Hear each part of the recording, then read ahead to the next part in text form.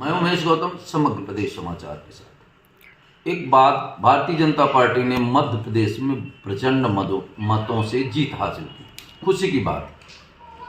वहीं रैगांव विधानसभा से प्रतिमा बागरी ने ऐतिहासिक जीत दर्ज की, जबकि उपचुनाव में वो चुनाव हार चुकी थी।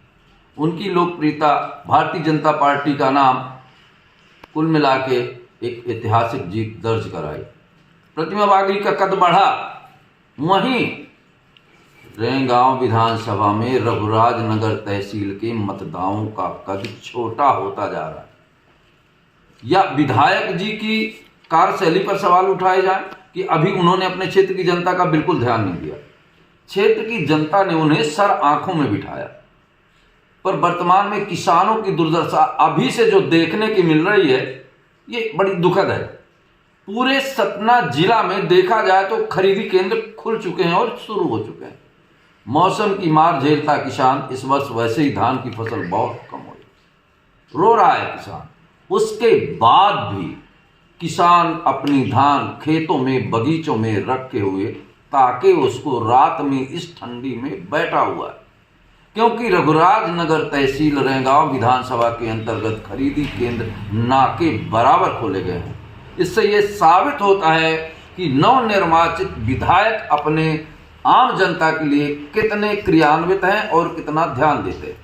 मैं उनका ध्यान भी आकृष्ट कराना चाहता हूं कि अगर प्रक्रिया शुरू से ऐसी है तो आने वाले कल कैसे होगा। राजनीति एक बार में ही पूरे जीवन का दायित्व तो नहीं होती, बार बार चुनाव आते हैं। अब बार बार चुनाव में जनता के हित का काम करना है ही असली राजनीतिज्ञ, असली नेता है, असली समाज सेवक।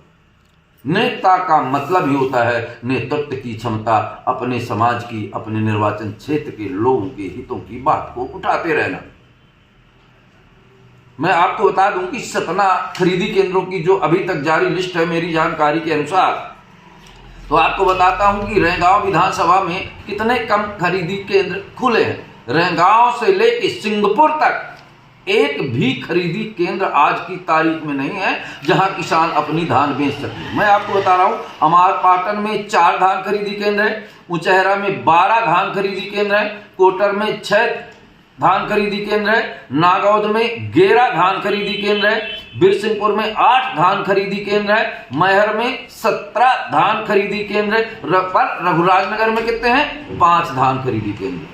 कोठी में तो अभी एक भी नहीं खुला है, वो भी रैगांव विधानसभा के अंतर्गत आता है। रामनगर में 9 खरीदी केंद्र हैं, रामपुर में 14 धान खरीदी केंद्र है। आप समझ सकते हैं कि रघुराज नगर तहसील के किसानों की, रैगांव विधानसभा के किसानों की दुर्दशा, मानसिक स्थिति को आप समझ सकते हैं। इस विकट ठंडी में भी किसान खेतों में अपनी धान रखे और रात के वहां सो रहा है।